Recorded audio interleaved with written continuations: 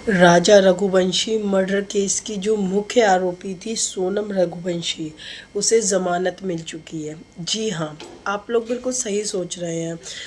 जो शिलोंग के जेल से सोनम रघुवंशी हत्याकांड की जो मुख्य आरोपी थी, जिसने आपने सुना होगा कि शादी के कुछ ही दिनों बाद अपने पति के साथ हनीमून पर गई थी, जो लड़की जिसने अपने पति की हत्या करी थी अपनी प्रेमी के साथ मिलकर, उस लड़की को 320 दिन बाद यानी कि 11 महीने बाद आखिरकार जमानत मिल गई।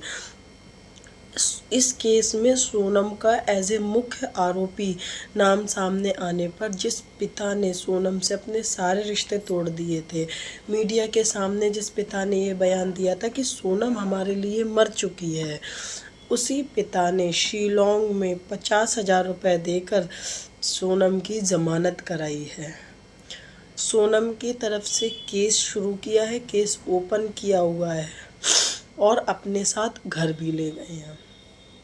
जी हाँ, अब तक आप लोग को पता चल गया होगा न्यूज़ में जो राजा रघुवंशी थी।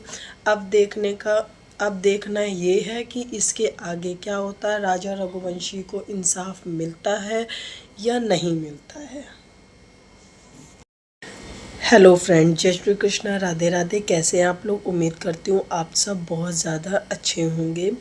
तो फ्रेंड, आप लोगों ने सुना होगा इंदौर के बहुत ज़्यादा चर्चित केस के बारे में, राजा रघुवंशी के बारे में, जिस केस की मुख्य आरोपी जो थी सोनम रघुवंशी, जिन्हें शिलोंग की जेल से ज़मानत मिल चुकी है, जिनकी रिहाई हो चुकी है।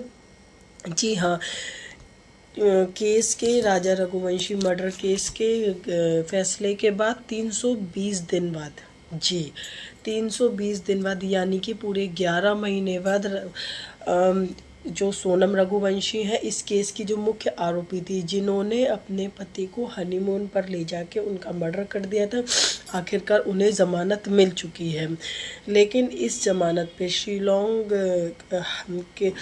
के मतलब वहाँ का फ़ैसला है कि वो शहर से बाहर नहीं जा सकती, इंदौर नहीं जा सकती। मतलब जो घर है, उनका घर है, जो मायका है, वो इंदौर में है। वो नहीं, जहाँ रहते हैं वहाँ नहीं जा सकती, क्योंकि हत्याकांड शिलोंग में हुई थी। जो हत्या है राजा रघुवंशी की, जो हत्या का पूरा कांड था, वो शिलोंग में हुआ था, इसलिए उनके मर्डर केस की जो सुनवाई थी वो भी शिलोंग में ही चल रही थी। तो वहाँ से उन्हें ज़मानत मिल चुकी है, लेकिन वो वहाँ से वापस नहीं आ सकती, उन्हें शहर से बाहर निकलने की इजाज़त नहीं है। अब मुद्दे की बात ये है कि इस केस में राजा रघुवंशी के परिवार का कहना है कि सोनम की ज़मानत में हमारा कोई हाथ नहीं है। उनके परिवार के ही किसी के कोई इस चीज़ का जिम्मेदार है, उन्हीं के परिवार में किसी का हाथ है।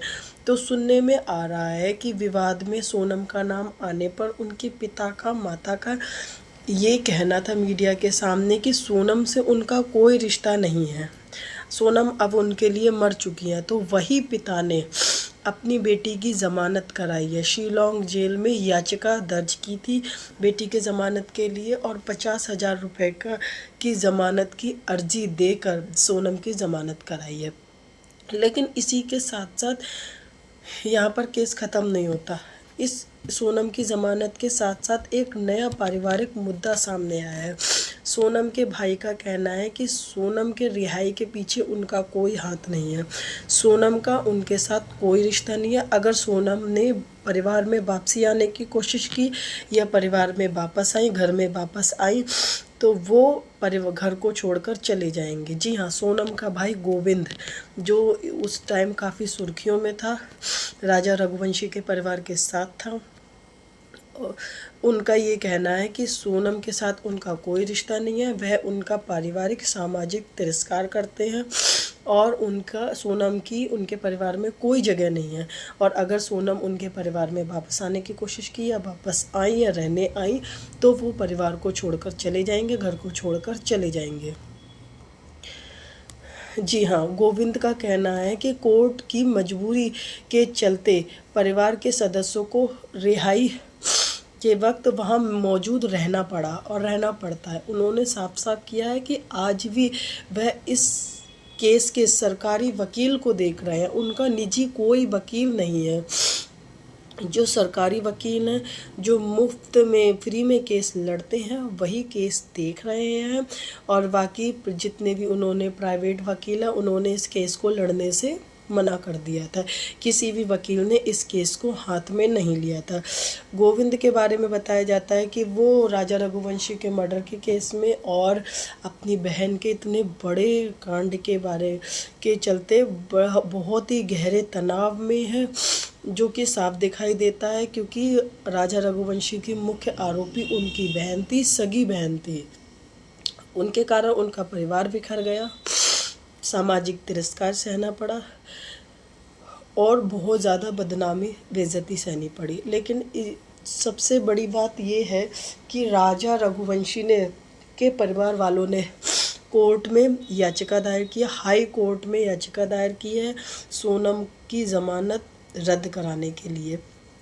लेकिन क्यों मिली ज़मानत? क्या मिलनी चाहिए थी ज़मानत? इसके मतलब आप लोग खुद सोचिए, क्या कानून है? खून कर दो और ज़मानत मिल जाएगी। मर्डर केस एक नॉन अवेलेबल एक्ट होना चाहिए, जिसमें किसी भी तरह की कोई ज़मानत नहीं होनी चाहिए। मासूम हो, लड़की हो, औरत हो या फिर बच्चा हो, अगर मर्डर केस हो तो उसकी ज़मानत नहीं होनी चाहिए।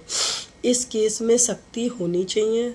परिवार अभी तो ये पारिवारिक विवाद सामने आया है, इसके आगे चलते चलते राजा रघुवंशी ये सोनम की ज़मानत पर क्या क्या मुद्दा उठाते हैं, क्या क्या स्टेप लेते हैं, ये देखना अभी बाकी है। बाकी आप लोगों को अगर कोई नई सूचना मिलेगी, कुछ नई बात आएगी सामने, तो मैं आप लोग के साथ ज़रूर आऊँगी। लेकिन कहने का मतलब ये है कि अब सोनम रघुवंशी ज़मानत के बाद कहाँ रहेंगी, किसके साथ रहेंगी, और माता पिता के साथ रहेंगी या शिलोंग में ही रहेंगी, क्या होता है ये सब देखने को मिलता है। लेकिन एक पिता का बेटी का कि इतने बड़े गुनाह में साथ देना जायज़ है?